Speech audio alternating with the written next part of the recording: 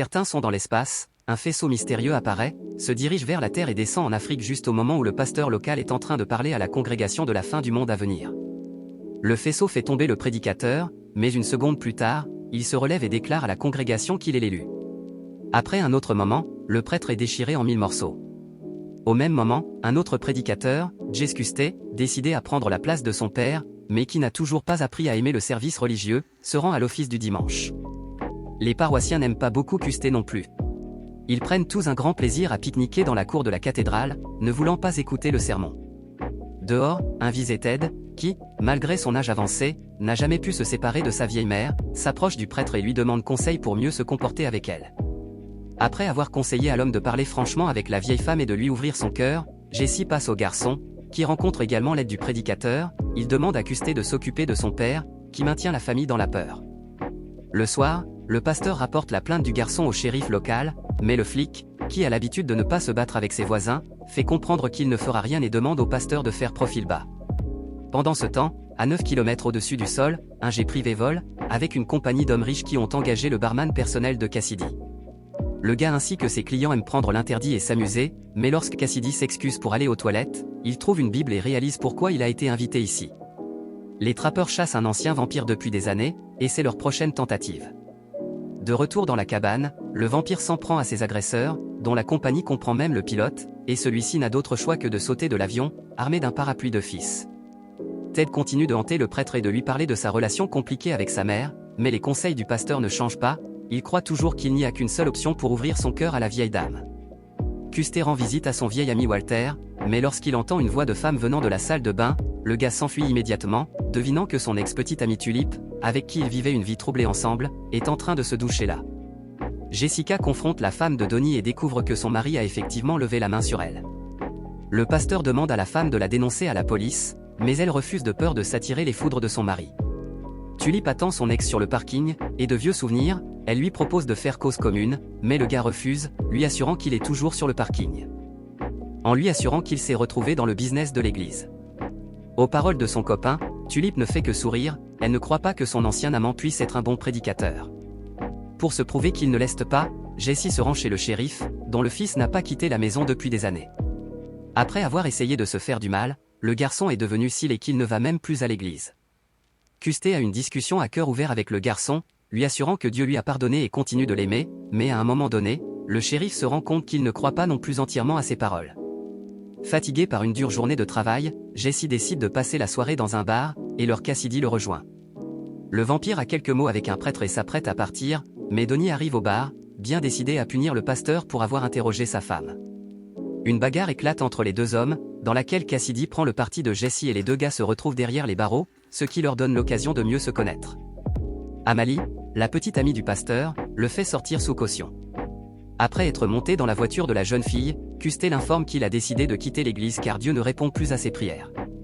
Après lui avoir dit au revoir, Jesse se rend à la paroisse pour prier une dernière fois. Il espère que Dieu va enfin lui répondre, mais rien ne se passe et le prêtre se rend compte qu'il a pris la bonne décision. Subitement, la porte de la salle s'ouvre toute seule et Custet voit une entité invisible se précipiter à l'intérieur, renversant les bancs.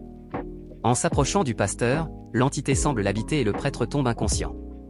Custet se réveille et voit à ses côtés Emily, qui s'est assise à ses côtés pendant 3 jours alors qu'il était évanoui. La voix de Cassidy est entendue à l'extérieur de la fenêtre. Il se présente à tous comme le meilleur ami du prêtre et reste vivre à l'église. Emily rappelle à son ami la déclaration qu'il voulait faire, et le pasteur se prépare pour le service. En chemin, Jesse rencontre à nouveau Ted, et déjà par habitude, il lui donne le vieux conseil d'être franc et d'ouvrir son cœur. Seulement cette fois, l'homme prend la parole du prêtre au sérieux.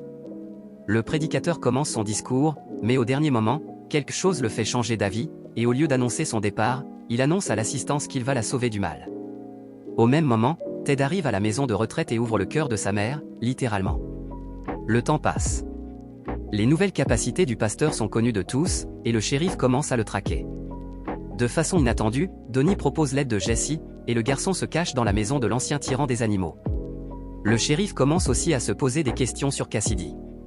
Enfermant une fois de plus le tourneur dans sa cellule, Hugo Rude examine son dossier personnel, et devient convaincu que le gars est un vampire. Toulet retrouve son amant chez Donnie et l'invite à sortir prendre l'air. Dehors, La fille ouvre le coffre d'une voiture et montre aux copains leur ancien ami, avec qui ils ont fait de mauvaises choses ensemble, et qui leur a fait perdre un enfant. La fille demande à son copain de punir Carlos, mais Jessie pense qu'il devrait lui pardonner et le ramener à Dieu. Les amoureux se disputent, et à un moment donné le pasteur abandonne, mais cette fois, Toulé l'arrête et lui demande de ne pas prendre le péché. La femme de Donnie fait sortir les flics de l'église, et la compagnie rentre à l'intérieur pour préparer le sermon. Devant lui, Jessie dispose l'équipement dont il aura besoin pour invoquer Dieu. Le prêtre a décidé de faire en sorte que la congrégation puisse parler au Tout-Puissant en personne. Une foule de paroissiens se rassemble dans l'église. Cassidy vient aussi soutenir ses amis et même le shérif décide d'assister au spectacle avant d'arrêter Custey. Monsieur Quinn Cannon, un rebelle local qui a décidé de profiter des problèmes du pasteur, assure à la congrégation qu'il n'y a pas de Dieu et que tout ce que le prêtre arrange est un blasphème, mais la congrégation décide d'attendre les résultats de l'appel à Dieu.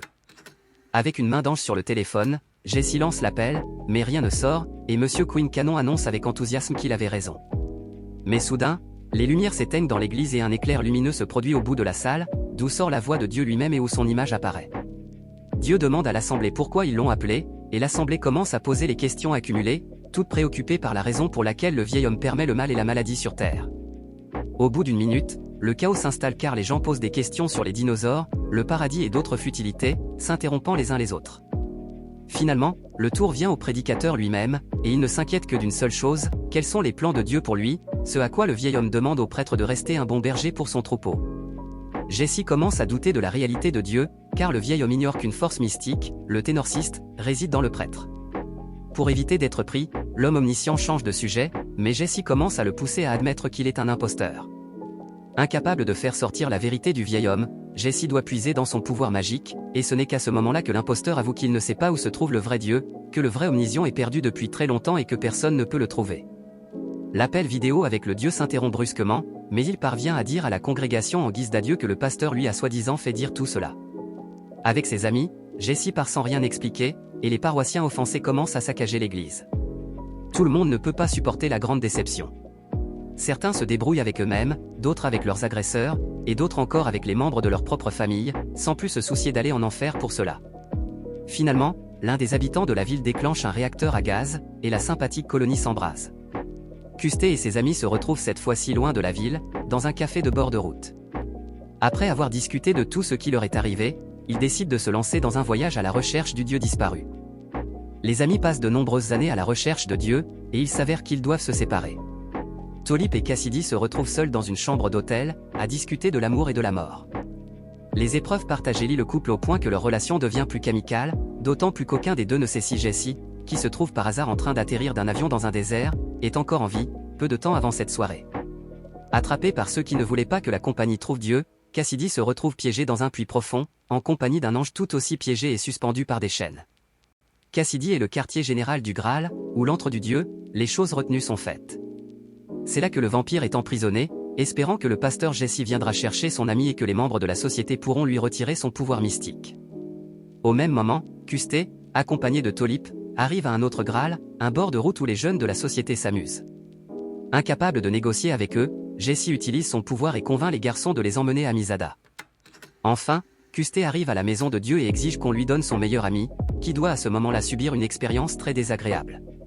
Une fois de plus, le pasteur ne parvient pas à résoudre l'affaire à l'amiable, il doit donc à nouveau utiliser son pouvoir magique et hypnotiser les gardes.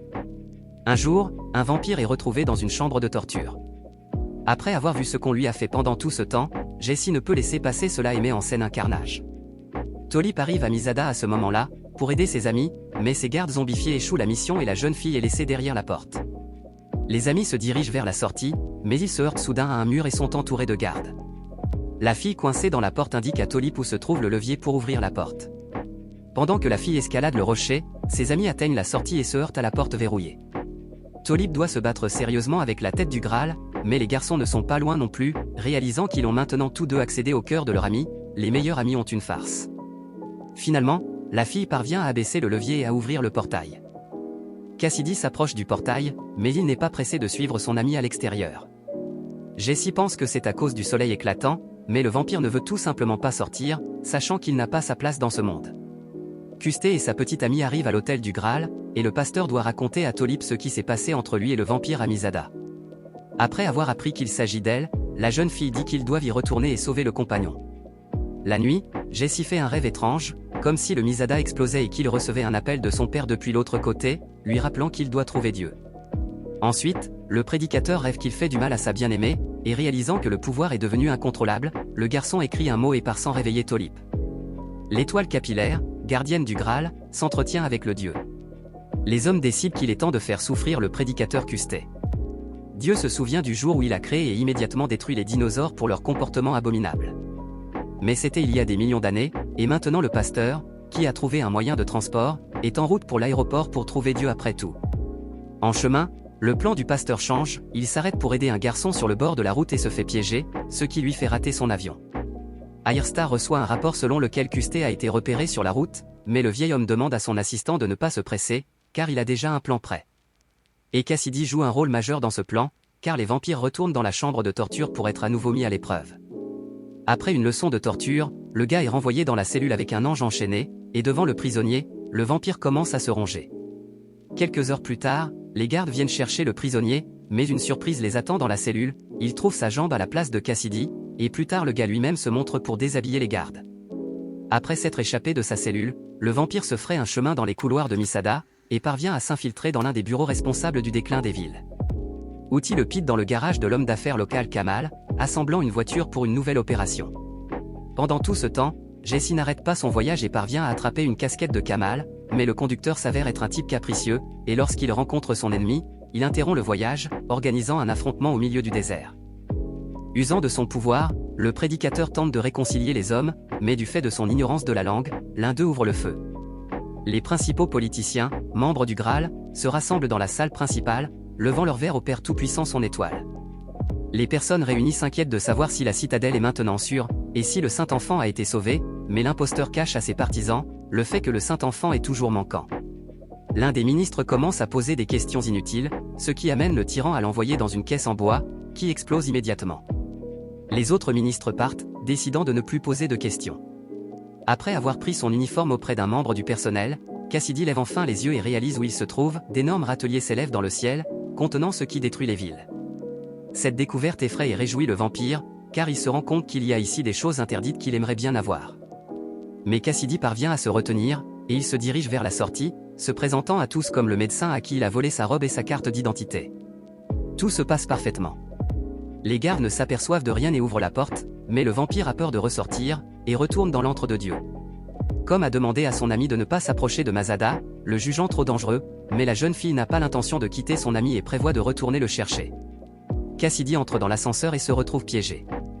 Son bourreau reconnaît le gars, mais malgré son infériorité numérique, le vampire parvient à se défendre, et il se présente à nouveau à la porte, avec l'intention de s'enfuir cette fois-ci finalement.